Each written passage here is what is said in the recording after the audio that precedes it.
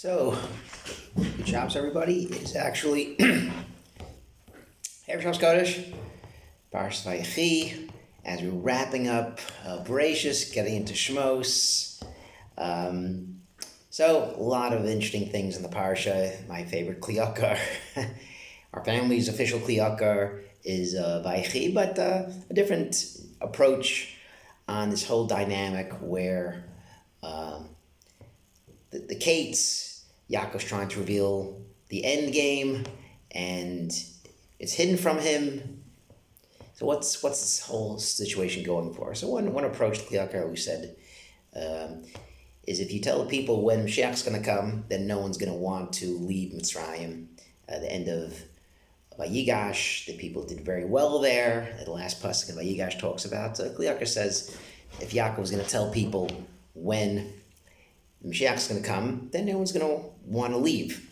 And he talks about in our generation, meaning 400 years ago in Prague, that people didn't really care about making Aliyah. People really didn't care about, focusing on really what was important. People focused on materialism.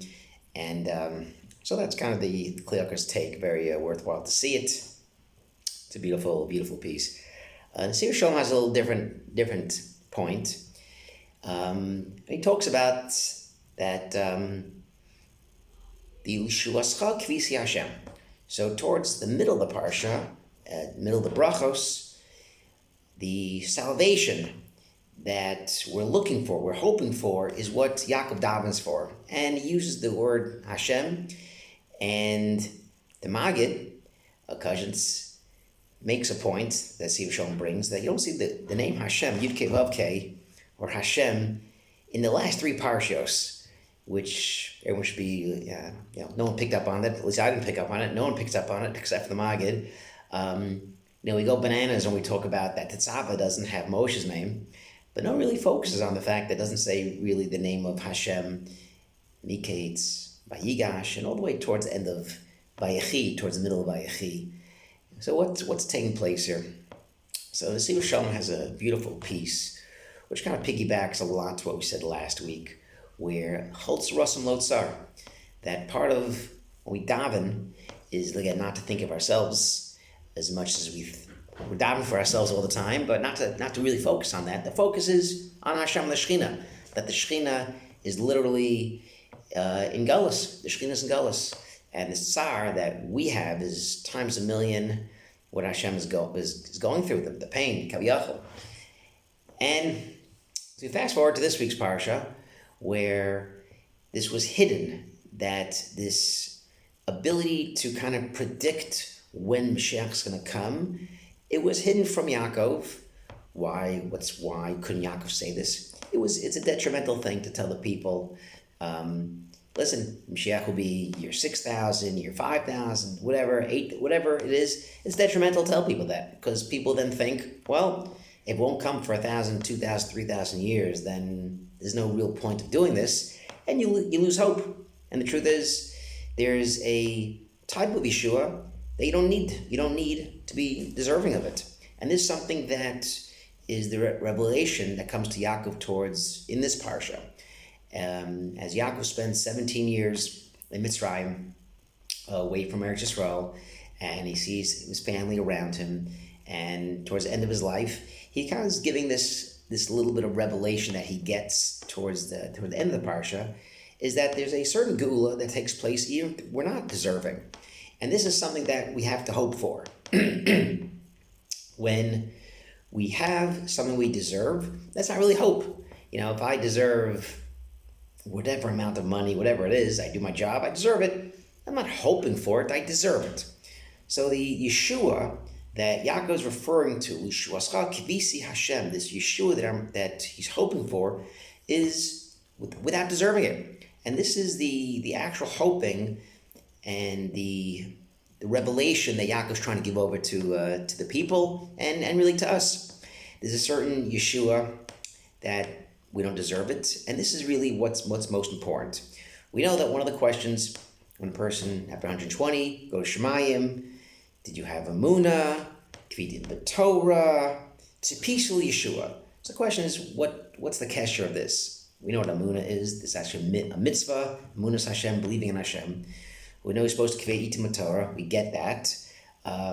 Sakta in your business, masmatan. Okay, I get that. Gotta make money, can't steal. What's the piece of Yeshua? What is, how important, or what mitzvah is to hope for the revelation, to hope for Mashiach, to hope for the geula? Where is that? What mitzvah is that? Because if you're learning, say, the mitzvahs, there isn't one. We think about Mashiach all the time. We wish Mashiach, but it's not really a mitzvah. So the Rambam and the Sif Shalom also brings down that this is really kolel, this is really encompassed in Amunah. We know by No Hashem Alekecha, we tell Sicha Meretz Mitzrayim. What's the point of that? So first of all, Anoch Hashem, you believe in Hashem. Elokecha, Hashem is our God, and Hotzicha Meretz Mitzrayim, and Hashem took us out of Mitzrayim. So there's a few things that are taking place here in this dynamic. One is that Hashem runs the world. Fine, believe that. That's great. The second level is Elokecha, that we are the chosen people. Hashem is our God, and there's never going to be this chalitza, this separation, this breaking between Hashem and us. That's another piece, that's Elokecha. The other piece is Mitzrayim. Could have said just Neshul Elokecha, why throw in Mitzrayim there? And the point is, a lot of people maybe believe that Hashem created the world, made the miracles. Or maybe Hashem did miracles in Mitzrayim, but Hashem didn't create the world, or some other forces. And the truth is, this is like a package deal.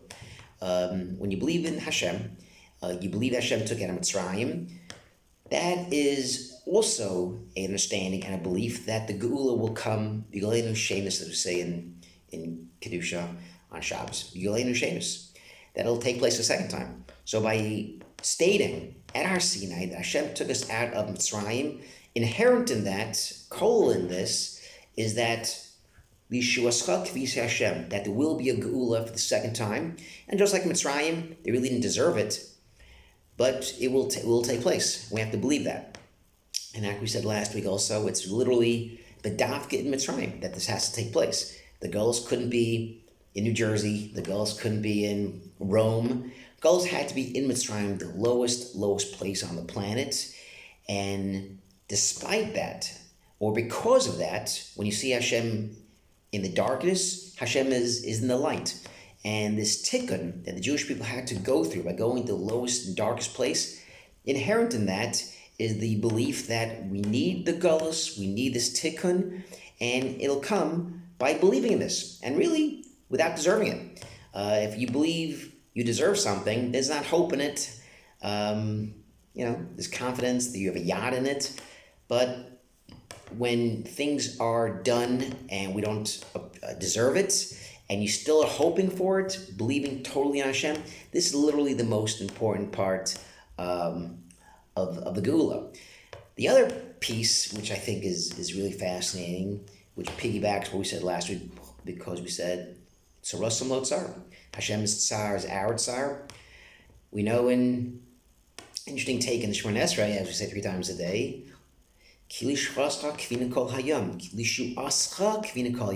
literally until Sunday or Monday, I always thought our salvation is tied to Hashem. Our salvation is based on Hashem. We're hoping for that. Our salvation, Hashem will help us. And Sivshom, no, not really. Based on what he says last week, where Hashem's tsar, our tsar is Hashem's tsar, so too our salvation is Hashem's salvation. So it's Hashem's salvation. We're actually davening for Hashem's Shechina to be out of Gullus. We're not really davening for ourselves per se. That's maybe a side point or secondary. The Iker part of the Shu'ascha is Hashem's salvation. We are actually davening for Hashem to be saved. Hashem should be in salvation. And that's what we hope for. That's literally what we hope for. And this kind of throws different monkey wrench into things. Because not only it clarifies things, it kind of piggybacks into Tzros Lo Tsar, as we're davening for Hashem's tsar, and therefore because Hashem is going through this tsar of all his children in tsar and in Golas, it's the salvation of Hashem Shechina that we're looking forward to. And this is kind of what Nesiv Shalom really talks about. And he goes further, and he talks about it's not just for Mashiach, for the klal, it's also your personal geula. Everybody has their own tsaros. Every person is in tsar, unfortunately, whether it's shidduchim issues, whether it's sickness issues, whether someone is stuck in a bad job, a bad relationship, whatever the case may be. And we're literally davening for this, your personal geula. So just like we're davening for Mashiach and the klal, we're also davening for the personal thing. And just like we are literally, our hands are tied, Hashem is 100% really going to pull the strings and working behind the scenes to get the geula for the kolel, for the klal, so too pratim, so too for ourselves. We do ishtadlus, but really how things are going to work out, shidduchim-wise, parnasa-wise, health-wise, it's literally also from Hashem. And this is something that a few people, when we talked about this last week, Tsar, people came over to me and they appreciated as far as a different thought into tefillah.